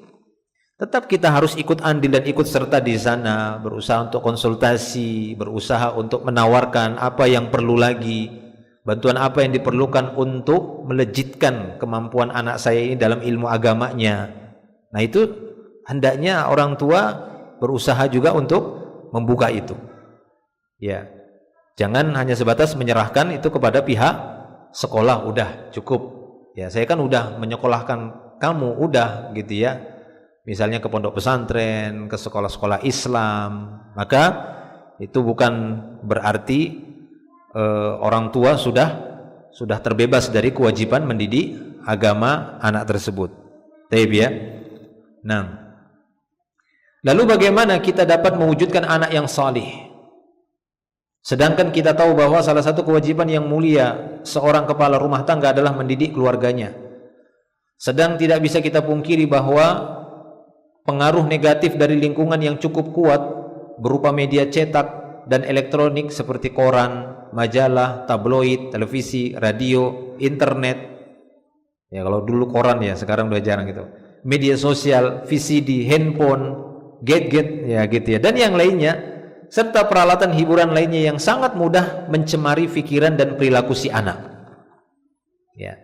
Bahkan media ini bisa merusak dan menjadi orang tua ketiga bagi anak-anak. Nah, ini dia. Jadi kita juga harus selektif ketika memberikan alat-alat media sosial ini kepada anak-anak kita. Karena ini bukan solusi, bukan satu-satunya solusi, bahkan bisa menjadi polusi ya bagi anak kita. Maka berhati-hati ketika kita memberikan alat-alat ya seperti HP ataupun gadget yang lainnya. Maka kita harus mewaspadai media-media yang ada dan alat-alat permainan, game dan yang lainnya yang sangat berpengaruh buruk terhadap perilaku anak-anak kita. Begitu pula pengaruh teman pergaulannya, karena teman-teman yang jelek akhlaknya dapat merusak anak kita. Oleh sebab itu, di antara kewajiban seorang suami ialah memperhatikan pendidikan istri dan anaknya, baik tentang tauhid, sholatnya, bacaan Al-Qur'annya, pakaiannya, pergaulannya, permainannya, handphonenya, gadgetnya dan yang lainnya. Nah, ini ya. Orang tua wajib memperhatikan cara ibadah dan akhlak anak-anaknya, karena Islam telah mengajarkan semua sisi kehidupan. Maka kewajiban kita untuk mempelajari dan mengamalkannya sesuai tuntunan sunnah Rasulullah SAW. Di samping itu, sebagai kepala rumah tangga, suami harus membelikan bagi istri dan anak-anaknya sarana bacaan dan membuatkan perpustakaan kecil yang menyediakan banyak buku bermanfaat, kaset, audio dan video kajian dengan landasan Al-Quran dan As-Sunnah menurut pemahaman salafus saleh. Begitu pula kewajiban seorang istri adalah membantu suaminya mendidik anak-anak mereka di rumah dengan baik, seorang istri diperintahkan untuk tetap tinggal di rumah mengurus keperluan rumah tangga dan pertumbuhan anak-anak serta menjauhkan diri dan keluarganya dari hal-hal yang bertentangan dengan syariat Islam. Wallahu a'lam bishawab. Ya, ini mungkin yang bisa kita bahas ya pada pertemuan kali ini. Ada 2 poin saja. Mudah-mudahan itu bisa menjadi tambahan ilmu bagi kita semua. Kita masih melanjutkan bab 10 ya, hak istri yang wajib dipenuhi suami. Nanti kita lanjutkan lagi di pertemuan berikutnya. Wallahu a'lam. Mungkin ada yang bertanya, silahkan fadhil.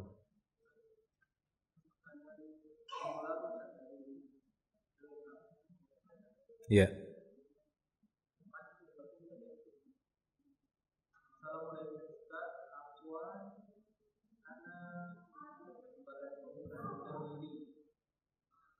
Magemik. Bismillah, pertanyaan dari Telegram. Assalamualaikum Ustaz, afwan, ana memberanikan diri karena 12 tahun ini ana memendam masalah ini. Suami seorang PMO, bahkan apa itu? Apa PNO? Saya enggak ngerti istilah. Hah? PNO itu apa? Penjual nasi.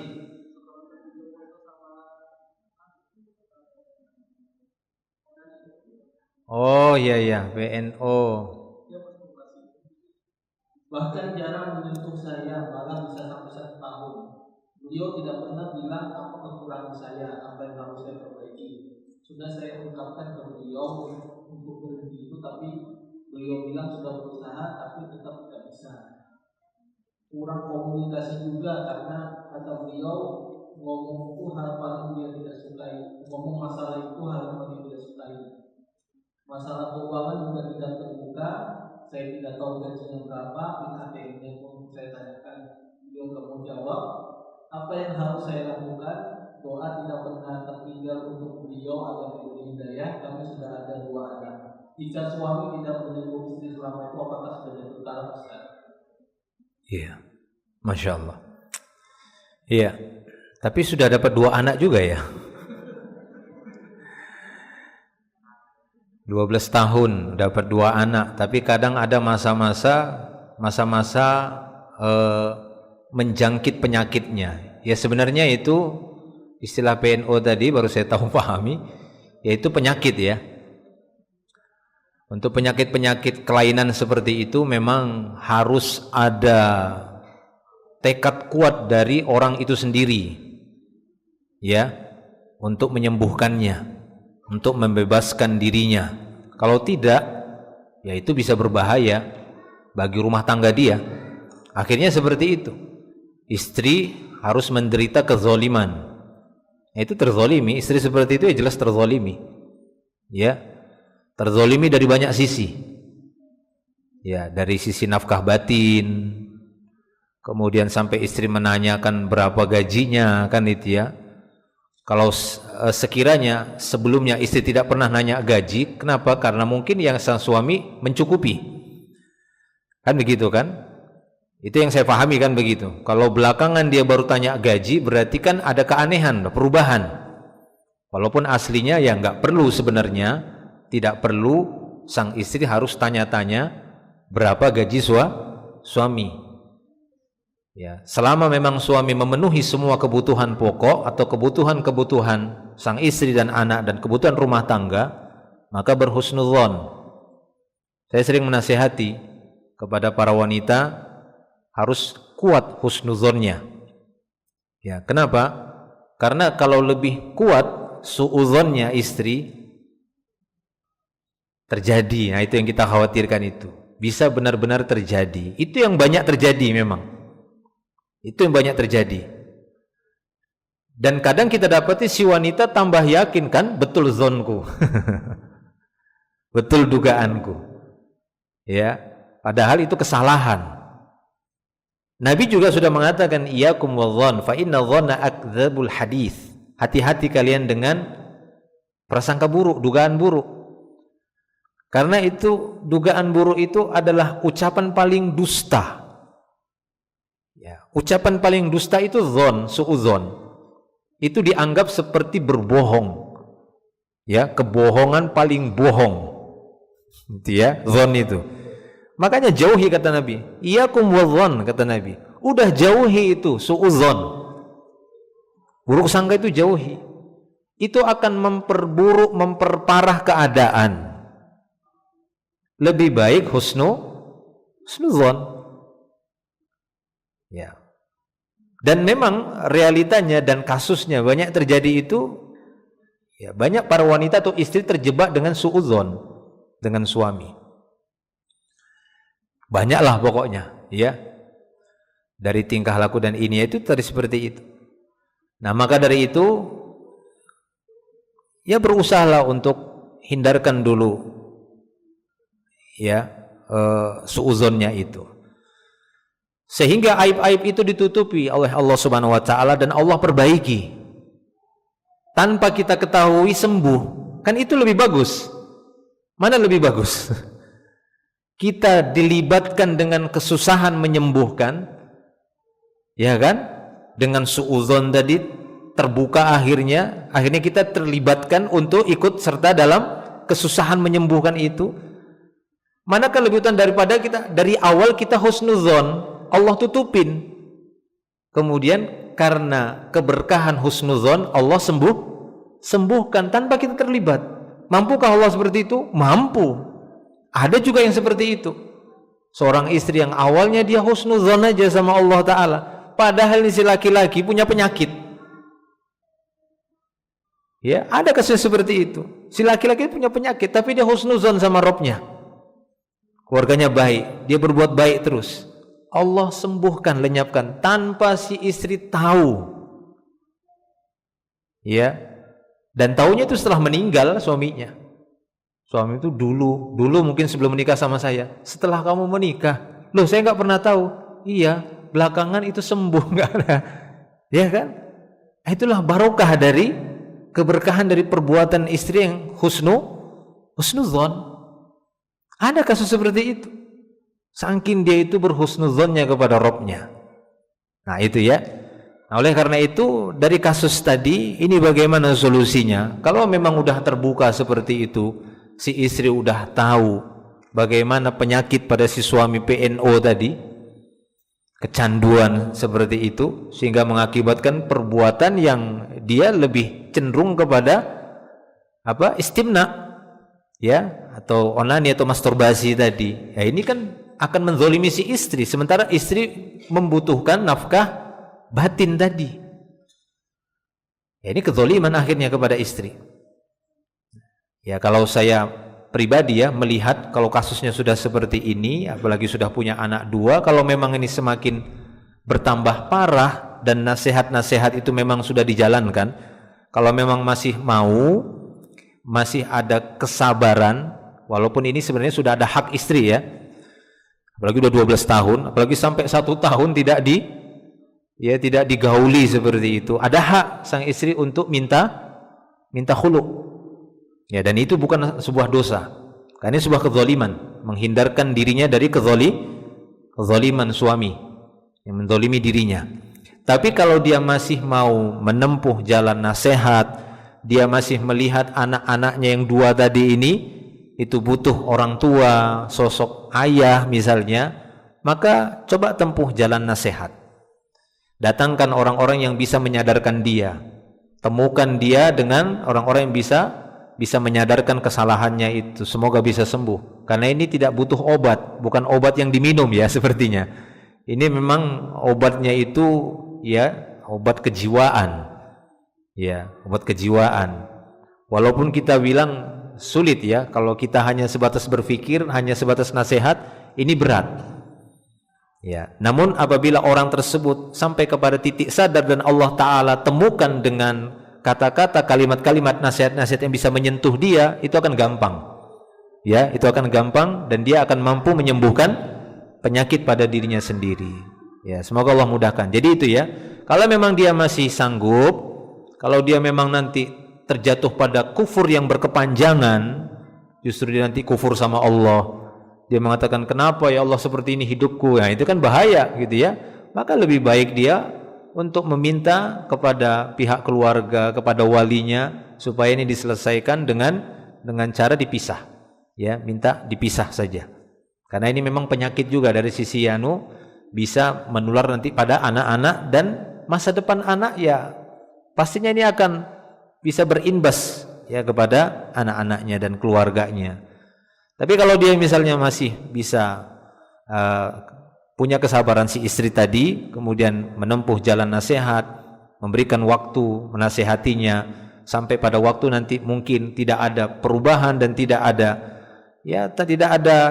perbaikan, malah justru tambah nafkahnya malah tersendat kan begitu ya. Kemudian sampai 1 tahun lebih dari 1 tahun tidak digauli, makanya seperti ini tidak mengapa bagi seorang wanita untuk mengambil jalan ikhtilaf tadi ya, minta dipisah. Dan ini tidak termasuk dalam ancaman yang disebutkan dalam hadis Rasulullah SAW. Dia tidak mencium baunya surga. Ini hanya berlaku bagi para wanita yang meminta cerai atau minta khulu, ya minta pisah dari suami tanpa alasan yang dibenarkan oleh syar'i. Ya, kalau ada syariat yang mendukungnya, maka ini tidak terkena bagi wanita tersebut. Wallahu a'lam bishawab.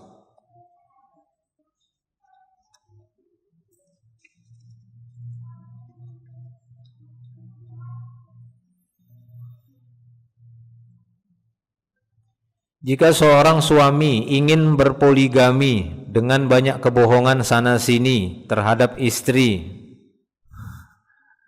dengan mengatakan bahwa istri membolehkan untuk berpoligami dan lain-lain kebohongan, apakah ini dibolehkan dalam syariat? Poligami adalah amalan yang ada dalam Al-Quran, tapi untuk menjalankan suatu amalan kita harus tahu ilmunya. Akhirnya amalan yang dilakukan melanggar syariat dan akhirnya terjadi perselingkuhan. Ya, jadi ketika Allah Subhanahu wa taala mensyariatkan sesuatu, ya, dan ada oknum-oknum hamba-hamba Allah taala yang merusaknya, maka jangan kita ikut merusak syariat Allah. Itu peringatan saya.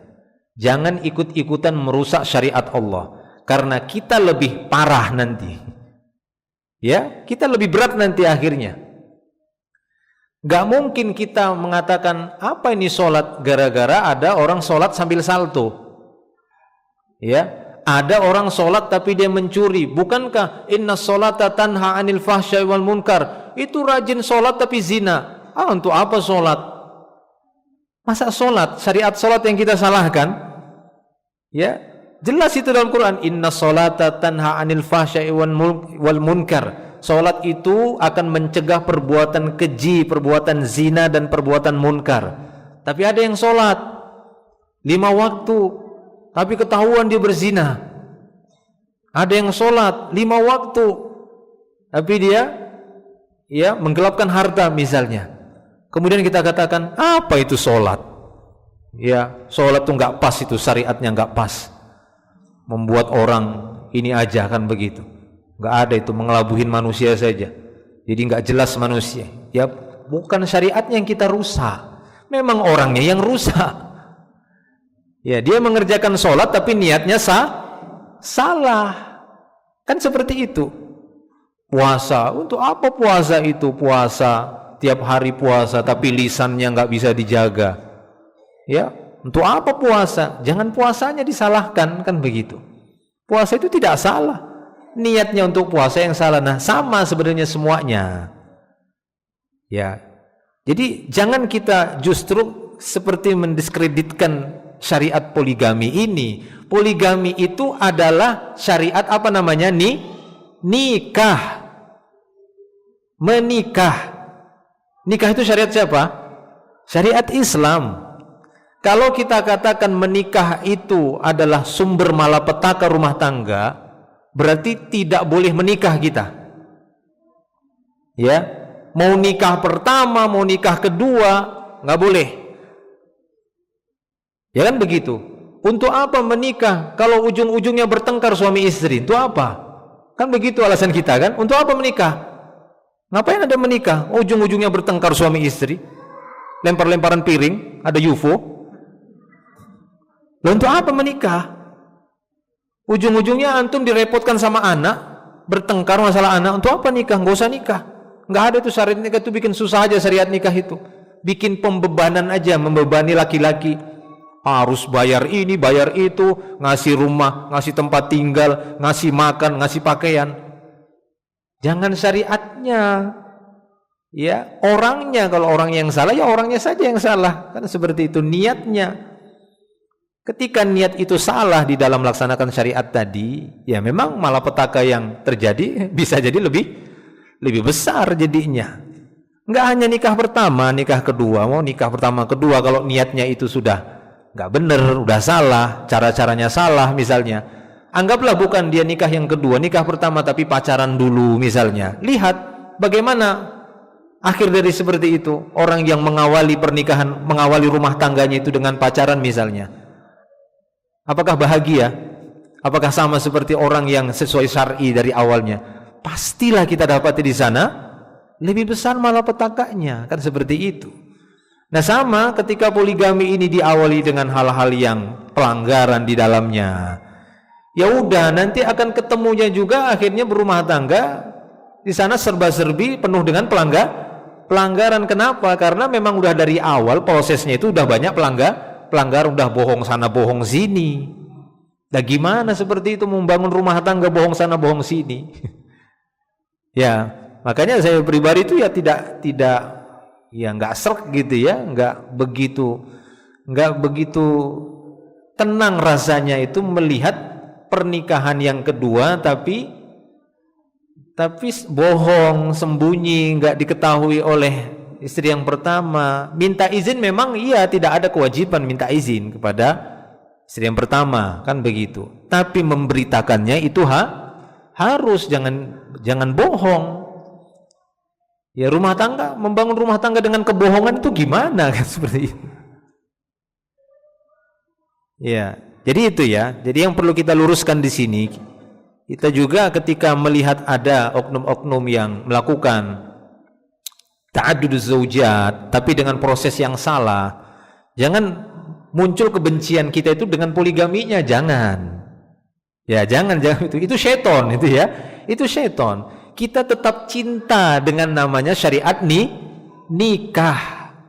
Enggak ada, Allah enggak mempermasalahkan mau 1 2 3. Allah sebutkan dalam Quran itu. Fankihu ma tawaba lakum minan nisa masna wa sulasa wa ruba, kata Allah Ta'ala. Ya, menikah itu memang Allah Ta'ala syariatkan. Mau yang 1 2 3 itu sama sebenarnya. Cuma kalau bertambah istri ya pastinya bertambah tanggung jawab. Cuma prosesnya itu tadi jangan sampai ada pelanggaran seperti itu. Kalau memang mendesak dia harus melanggar, dilihat darurat atau tidak, kan begitu.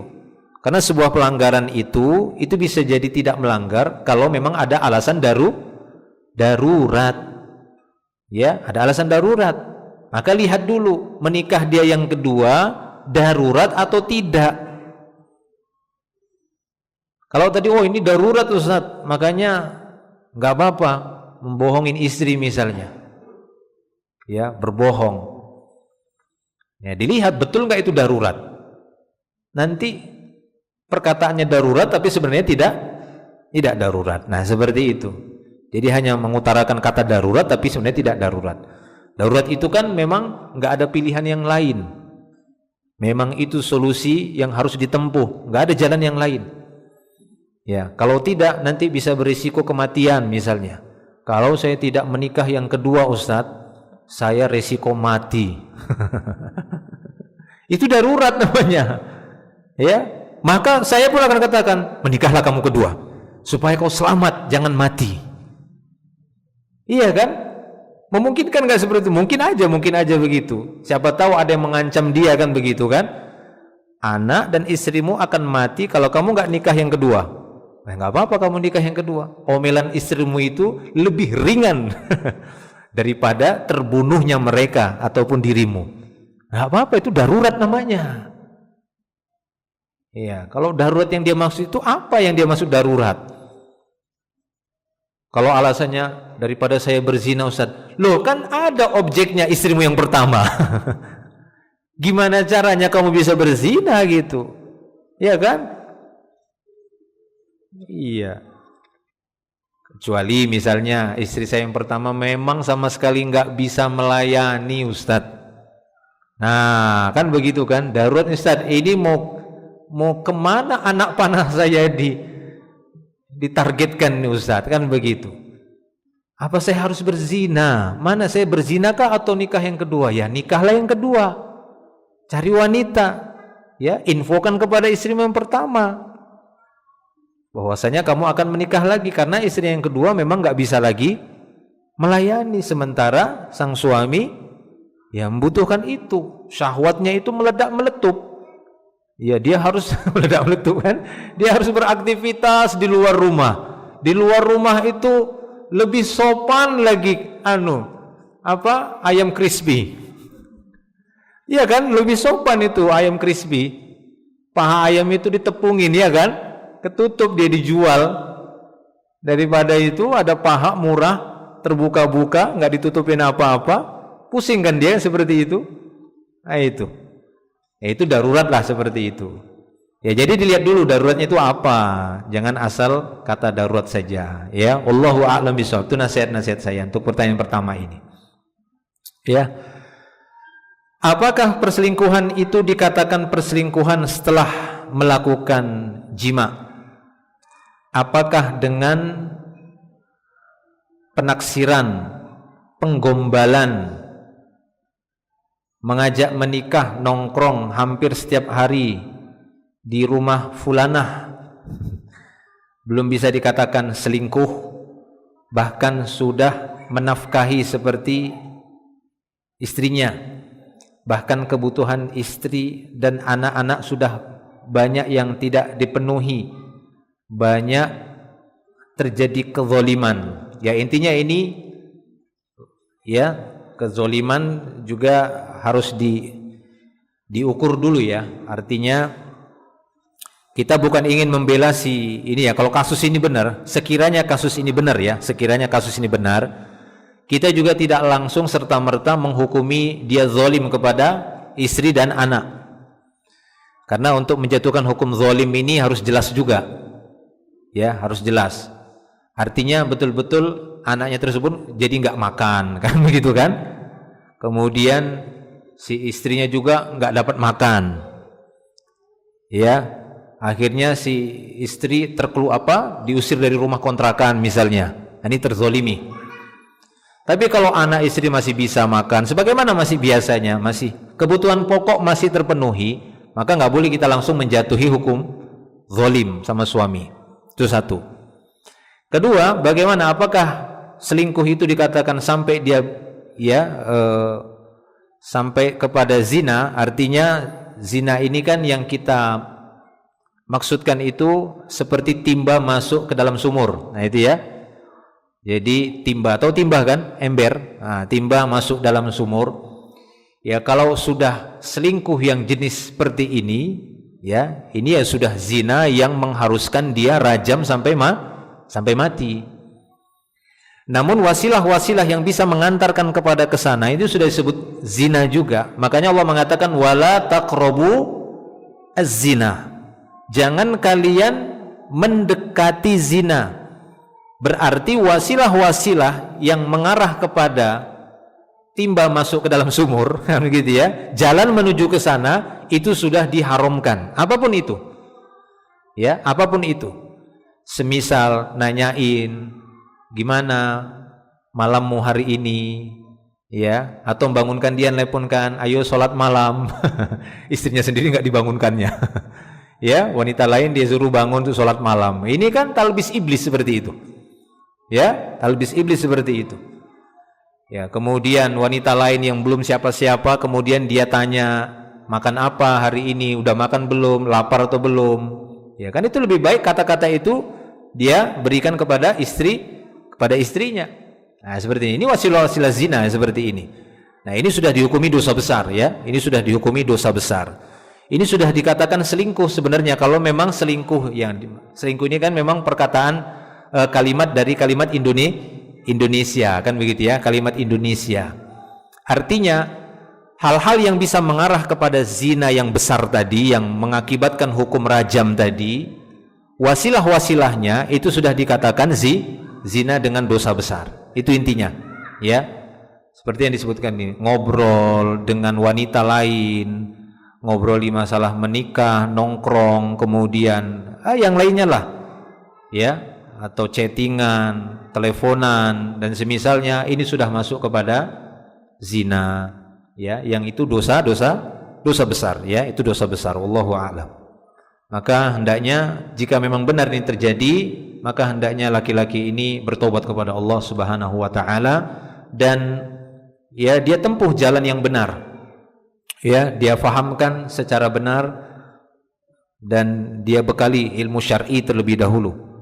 Ya, dia bekali dengan ilmu syar'i terlebih dahulu karena berumah tangga itu seperti yang kita bahas membutuhkan ilmu syar'i untuk membangunnya agar kebahagiaan itu betul-betul kebahagiaan hakiki dunia dan akhirat, tidak hanya sebatas melampiaskan hawa nafsu saja. Bolehkah seorang istri menuntut haknya karena selama menikah tidak dipenuhi seorang suami? Suami bangga memberi uang makan, apakah bisa dikatakan hutang suami terhadap istri? Saya kurang paham hak apa, kan begitu. Ya. Bolehkah seorang istri menuntut haknya karena selama menikah tidak dipenuhi seorang suami? Suami bangga memberi uang makan, yaitu memang hak. Itu hak istri, berarti sudah diberikan gitu. Nah, ini maksudnya hak apa yang tidak diberikan suami ya kepada istrinya. Nah, kalau memang belum diberikan ya nggak apa-apa seorang istri menuntutnya. Apakah bisa dikatakan hutang suami terhadap istri? Tidak bisa sebenarnya. Ketika sudah berlalu keridhaan lalu diungkit, nah ini bahaya. Justru ini akan menggugurkan pahala. Ya, misal di awal saya hanya bisa ngasih dalam sepekan cuma 10.000, cuma 100.000 aja ya. Gimana, kamu ridho enggak? Udah mas, enggak apa-apa. Nah kan begitu kan? Kenapa si istri ridho? Karena dia ingin bersedekah juga, dia punya tabungan. Udahlah biar, kata hatinya, saya masih punya tabungan, saya mau bantu suami. Kan begitu kan? Nah seperti itu. Ini sedekah istri, Masya Allah, besar pahalanya. Ya, berjalan 5 tahun punya anak 1, berjalan 10 tahun ya kan, ekonomi semakin meningkat. Nah kan seperti itu, ekonomi semakin meningkat, ternyata si suami pengen nikah lagi misalnya begitu. Ya, akhirnya apa? Akhirnya si istri mengungkit lagi, kamu saya dari tahun pertama 10 tahun saya ini, kamu gak pernah ngasih ini uang, ini saja cuma 100.000 per pekan, ganti tuh uang saya semuanya. Nah ini kata Nabi SAW itu sama seperti seekor anjing yang muntah lalu dia menjilat lagi muntahnya. Ini perumpamaan orang yang sudah memberikan kebaikan lalu dia ungkit-ungkit kebaikannya lagi. Jangan, saya sarankan sayang, sudah tertulis itu di Lauh Mahfuz, jangan dirusak, ya. Itu bekal pahala untuk memasukkan si istri ke surga Allah. Kalau suami yang salah jangan ikut salah. Nah itu nasihat saya, jangan ikut salah, tapi nasihatilah suami ketika ketahuan berbuat kesalahan, ya, nasihati dia, ya, nasihati bahwasanya mas itu salah, seperti yang kita katakan tadi, ulangi terus itu, kamu salah. Ya, kamu itu sudah masuk selingkuh, kamu itu sudah masuk zina, wasilah zina, itu dosa besar. Nasihat ini, jangan rusak amal kita sendiri, jangan rusak amal si istri ini. Ya, kenapa? Karena dia tadi sudah ridho, Allah sudah mengganjarnya dengan pahala besar itu, pahala besar karena dia sama seperti kepala rumah tangga, membantu kepala rumah tangga, membantu suaminya di dalam mencukupi nafkah. Wallahu a'lam bishawab. Semoga Allah mudahkan urusannya ya. Taib.